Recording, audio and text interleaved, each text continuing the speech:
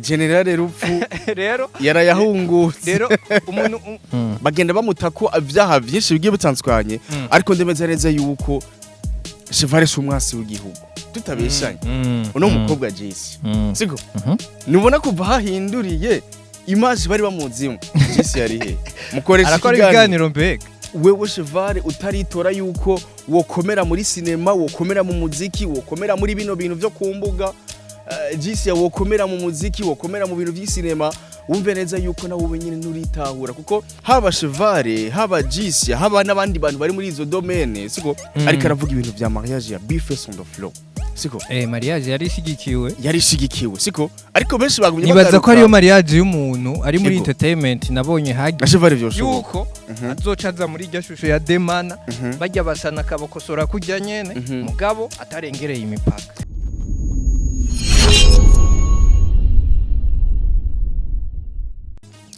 Yeah, ladies and gentlemen, welcome to Anashare 257. It's another day, other blessings. Twagaruse kandi. Cyane. Cause in the energy. Cyane bro. Amakuru yanyu. Man. Mumeze neza. Mu bihugu by'abarabu. Ndiko ndababona cyane. Ukungene bararyohewe. Oman, Saudi, Qatar, Dubai, Egypt n'ahandi. Twe tumeze neza turi kumwe na Superbat Burundi, turi kumwe na Life Company. Superbat bahereza amabati meza ya BG32 n'imisumari myiza ikomeye. Ego. Life Company ibahereza ibinyobwa by'ubwoko butandukanye.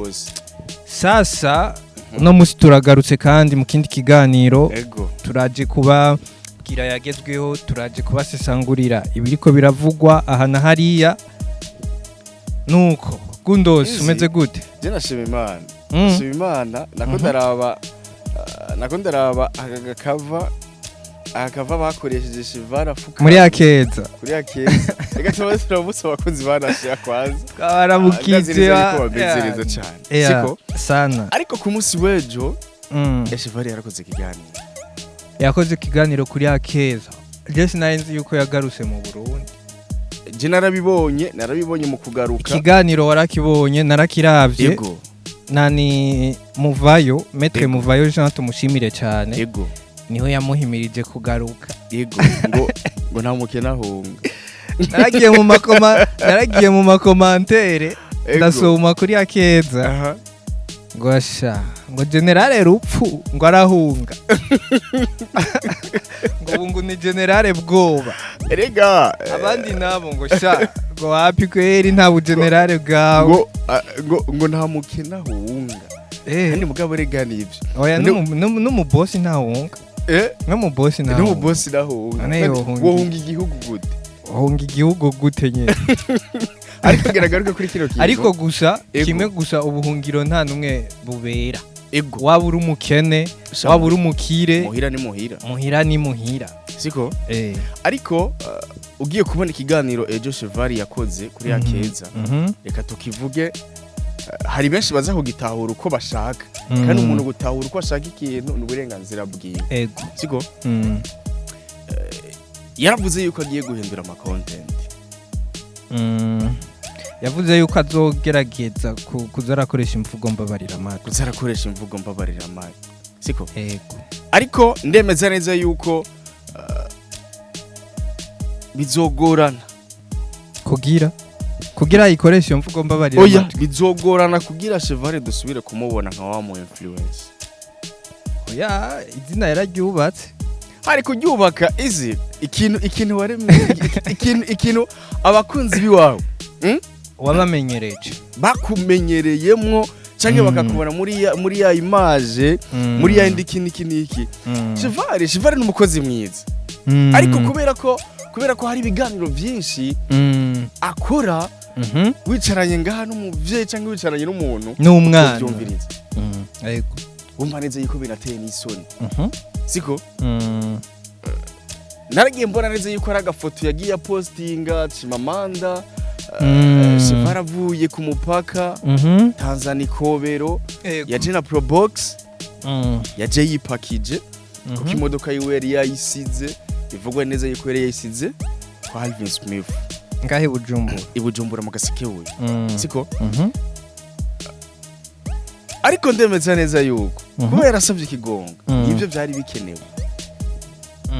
byari bikenewe yuko Cheval asaba ikigonga kubera ko ariko hari abantu benshi bagumye bagaruka bagenda bamutako ivyaha byinshi bigiye bitandukanye ariko ndemeza neza yuko Cheval si umwasi w'igihugu oya nagiye mbona neza yuko erega hari gihe usanga abantu mu makomantere sinzi yo babazananye ukabona neza yuko babakeneye kukwambika ibara hari abantu rega ngaha babajejwe kwambika ibara umuntu atakindi gusa kibaraje shinga atakindi kintu kibigize kiniki ariko ndemeza neza yuko nimba hageze yuko kuri iyi level hakagera yuko twebwe aba influencer dukoze ikosa duhamagagwa bakadukucisha kakanyafu bakadukosora kuko leta mvyereta nko zikunda ugwaruka ikishigikira abajene ego siko ariko kumva yuko bariko baradushigikira nuko nyererega ni kudushigikira nyende kugira batuzane nyende bavuga ati ebana ati mwana wadekonye reka turabukungene tugucishe kakanyafu siko ariko ngiye kwemeza neza yuko Cheval agiye gusubira inyuma cyane ati gute agiye gusubira inyuma cyane kubera ko hari ibiganiro erega abantu nabo kusinzi kungene twimereye abantu barakunda ibiganiro gusa bitari seriously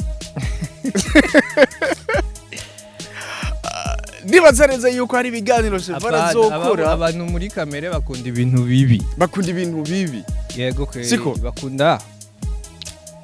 intambara amatiku bakunda amabeef kanaka uzorabe beef ba iratrendinga sana mugaha ikintu ciza sasa man umengo sinzi abantu bose ntibabibona nivyo Cheval tumushimire cyane burya niyo haba hari abantu bamutuka ngo avuga ngo ibintu ngo avuga ngo wapi ajya bamukunda man iyo wabona umuntu aje ngaha kwiza imbuga akavuga ngo Gundosi Jesse ndamukunda iki umenya ko ujya ari we mufana wawe wa mbere cyane man ujya ni wa undushira kikiganiro wewe akaba wa mbere aranakirangiza cyose arakira akaba wa mbere yakibonye gusa agacaja nk'ahantu mu makomantere ngo je Gundosi bana ngo ndamwanka cyane uzomenye rero ujya muntu avuga ati je ndamwanka ujya niwe muntu wa mbere agukunda ujya niwe muntu wa mbere agukunda cyane man General Rupfu rero yarayahungutse rero umuntu akwanka vyanyabyo ego ntanabivuga nta namwe uzomwumva ariko aravuga ngo je ndamwanka wapi ariko Rupfu yaragarutse yarumvise akamo ka Maître Muvayo Jean n'umuntu uze ugwaruka kweri niwe mujama w'ugwaruka dufise niwe mujama w'ugwaruka pe twifitiye Imana yaramuduhaye wa mbere umukuru w'igihugu akaza abyumva n'abandi bategetsi nibaza ko bariko baraza kuko urabona nka Lydia Nsekera amaze imisi yegereza abajene bagiye batandukanye abanyempano ariko tumushimire cyane ariko hari ikintu sometime hora nibaza kubera kino na Cheval arafise account ya YouTube siko kubera kino ni bano bantu basanzwe bakora bino bintu badafatwa niyo mwemu yo kwikomereza ibintu byabo bakagomba yuko bogaragara ku TV online yabanaka kubera ko nibaze neza yuko platform ya Cheval nka YouTube ibikomeye gushika ino saa urazi impamvu nuko babona inyungu amahera je direct nuko babonye inyungu zihuse ku yandi ma platform zihuse kuko nk'ubu nkaho urondeye Cheval acakubwira ati kugira dukora ikiganiro ni 300,000 wewe nawe uburi tayari kuyamuha ugacuyamuha rero ajya ma 300,000 yo muri Agateke yo muri hehe yo muri Yakeza na hehe acamuhuma amaso bigatuma yaca no yiwe atayikoresha cyane ariko hari ikintu ngira mvuge nimba Cheval yarakora ibyo biganiro ndemeza neza yuko byari ibiganiro biryosha entertainment siko nimba ariho ico kintu twoba dupfa reka twirengagize ico kintu siko byarakomeza entertainment new generation baramukunda kandi n'ubu baramukunda siko kiretse naho tugeze kuri level y'abavyeyi ntibamukubita ijisho ariko nabo nyene banamukurikirana ariko gusa barakurikirana bakabona ibintu akora Chevare no kubera yavuga ibintu basi bitarimo imvugo mbabarira amatwi akabivuga mu ntunze muri sanse ya industry y'umuziki urumva ugasanga nk'ubari katuka nka Satbi Face bande urumva aho rero nibaza yuko ya create attention ku bafana baca baza kuraba ati reka twumve mugabo twibukanye yuko hariho undi mwana yigeze kubakora nk'ivyo Chevare yakora gusa wewe ntiyatuka mugabo barabona ati aha vraiment iyi ni content yashizemo agashavu kandi n'imvugo mbabarira amatwi yitwa Demana none yavuga ukuri kandi ntiyatukana mugabo yarakosora Big Fizzo ukavuga ati yakosoye Satbi yakosoye Big Fizzo yakosoye Natasha yakosoye nde mugabo ntiyarengeye imipaka canke ngo zane ca gitutsi kanaka iki gituma ari ubona neza yuko no musi rero na Chevare vyoshoboka yuko azoca aza muri iryo shusho ya Demana bajya basana kabokosora kujya nyene mugabo atarengereye imipaka kandi na Demana washaka baramushavurira ico kintu ubona neza yuko nivyo tunabashimire cyane bano bantu baba influencer bagiye batandukanye basanzwe bakora bino bintu vyo kwirekura ndibaza neza yuko turanabishigikira cyane kirese neza yuko hashobora kubaho umuntu akanyerera gukirukanaka ariko umve neza yuko iyo uhinduye ikintu abantu babamenyereje utegerezwa gusubira inyuma kubera ko ikimenyamenya izi tutabeshanye uno mukobwa Jisi siko nubona kuva hahinduriye image bari bamuzimo Jisi yari he mukoresha ikiganiro mbega mukoresha ikiganiro yamaze kubona ikiganiro kimwe sawa mukoresha ikiganiro abe views ironka none kubera ko abantu wewe numvise ngo azoca yigira mu muziki ngo agira sorry ngo no gukina amasinema ibya content abihebe none ndakwimariza man gusa izi hari ikintu nk'uyu wewe nimba agira aje mu bintu by'amasinema n'imiziki uyaracirondeza siko uyu naratora ahantu impano yiwe ari ntaritahura kandi avuga ko nyene naritahura erega nabo bantu bose ba Chevare reka ndabifatire muri iyi domaine rega abantu ba Chevare bose ntibaritahura kubera ko Chevare umusanga muri cinema uziko akini cinema akina ni cinema rega bari muri domaine imwe na Alvin Smith ni bose bataritahura kandi burya Chevare yatanguye amasinema imiziki yaramwangiye iki ni gutambatamba yatanguye amasinema mu ntunze muri ihuriro akinana na ba Gasore nundi mujama yitwa umugangi gutya wo mukinama ndamwibukizi yashifisa Madrid siko yamba yitwa nde ubwanwa ukuntu ngaha mu gihe rero uzi yuko ukorera bino bintu cyane byo ku mbuga wewe Chevare utaritora yuko wokomera muri sinema wokomera mu muziki wokomera muri bino bintu byo ku mbuga Jisi wokomera mu muziki wokomera mu bintu by'isinema wumve neza yuko nawe wenyine nuritahura kuko hano turafise aba content creators bamaze kwitahura baramenya ivyo barimo ati jewe reka nkore bino bintu hariho bashazere hariho yibandanyiriza muri rya domaine nyene kandi kamuha hariho bambona hariho n'abandi benshi batandukanye irabahira bro rero bajya ni kubera ko bari basi cyane kuri Facebook Instagram mugabo aba ba YouTuber rero sasa iyo uje ukaba mu content creator kuri YouTube hari ukuntu umengo birakugora kwiyadapta cyane mbega ndabahiki ubona umengo umutambatamba mbega ndabahiki umutambatamba no hariyo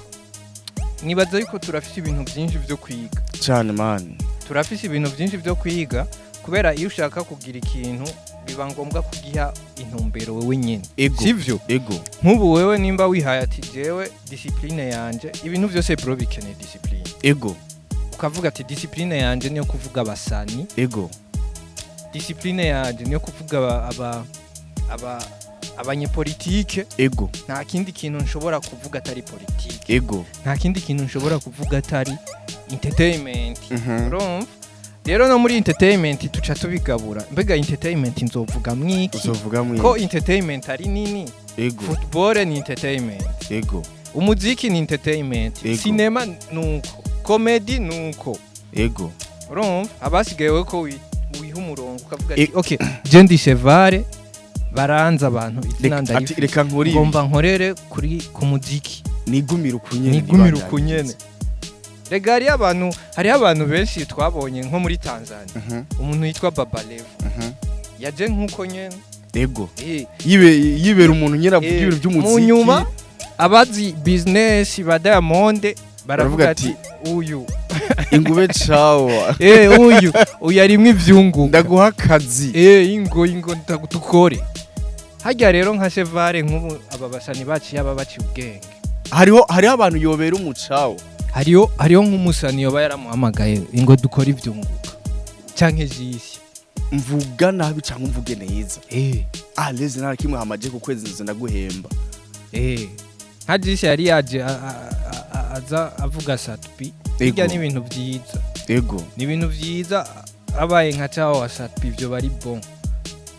oya kubera nyene akaba ntuzeye akaba wa mucawo wa Satbi wo ku mbuga yitwa gute Linda Lacoste akaba Linda Lacoste wa vrai akagaragara je ni mucawa uyu n'uyu sasa ariko kubera ko mu gihe rero ubona neza yuko utaritora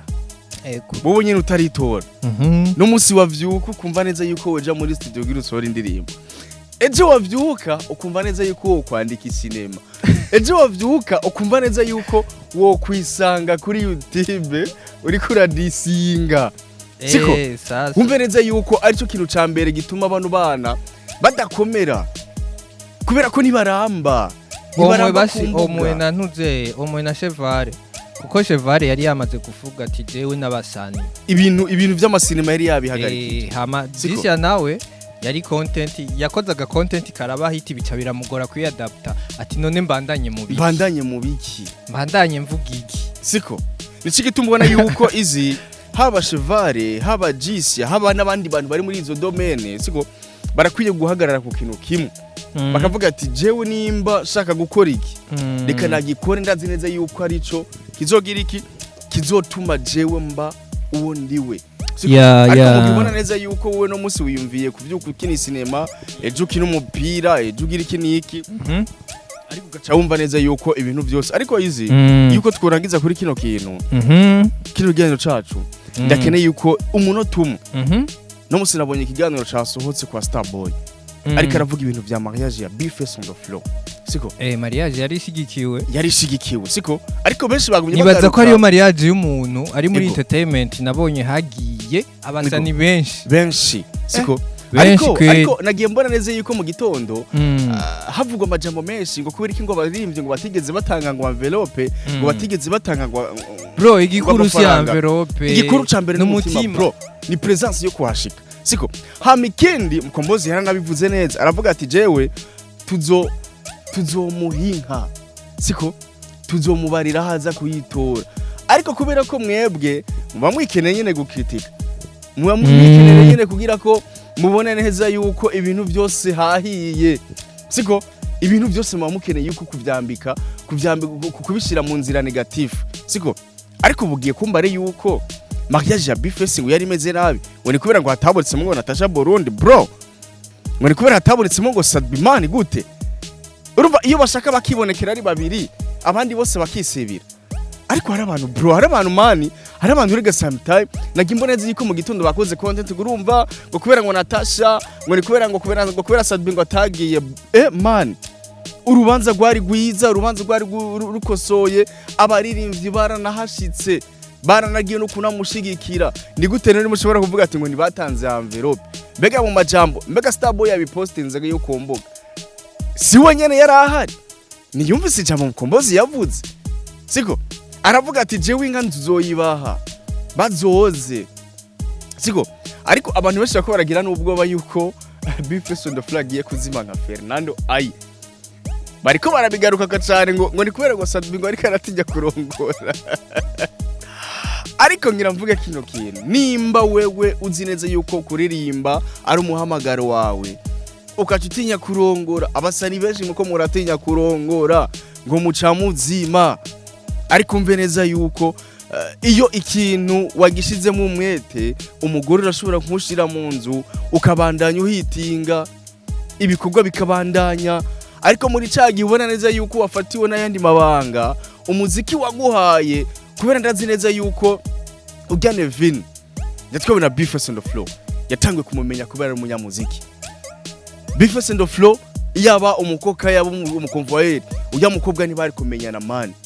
ariko bagiye kumenyana kubera umunyamuziki byarabahuje mugire uzi neza yuko ushize umugore mu nzu ukacubona yuko umuziki wo uheba ari umugore ari umuziki waguhaye umugore wowe navyemeza yuko umuziki waramuhaye umugore uramuhaye Nevin ujya mwana wo kumusaga ivyo nta muntu numwe yovyirengagiza siko ariko mu gihe rero uzi neza yuko ikintu caguhaye umufasha w'ibihe byawe byose ukaca wumva neza yuko ngo umuziki wo uheba cyangwa kumva neza yuko nta mwanya uri kuraburonkera mba numva neza yuko ubutakaye cyane ni nka Fernando Aye muri kino gihe Fernando Aye biko biravugwa neza yuko nyaro nyene yasubiye inyuma kandi si kubesha ni ibintu byagiye bigaragara cyane mu kurangiza kiravuga kino kintu ca kiriko akili amakonsere wazungurutse ni menshi pe ariko wazungurutse ku ndirimbo hanihe siko bro ibintu bro uri kuzunguruka ku ndirimbo imwe ahanihe iyi saa tuko turavuga ndiri mu gihugu kibanye cy'u Rwanda wagiye kubaririmbira ahanihe waragiye Saudiya wabaririmbiye ahanihe waragiye Swiss wabaririmbiye ahanihe waragiye Sweden wabaririmbiye ahanihe ugiruye bumuziki kuri ahanihe akili numva kino kiganiro no kirangiza ntanasezeye kubera ko nabusanga navuze amajambo menshi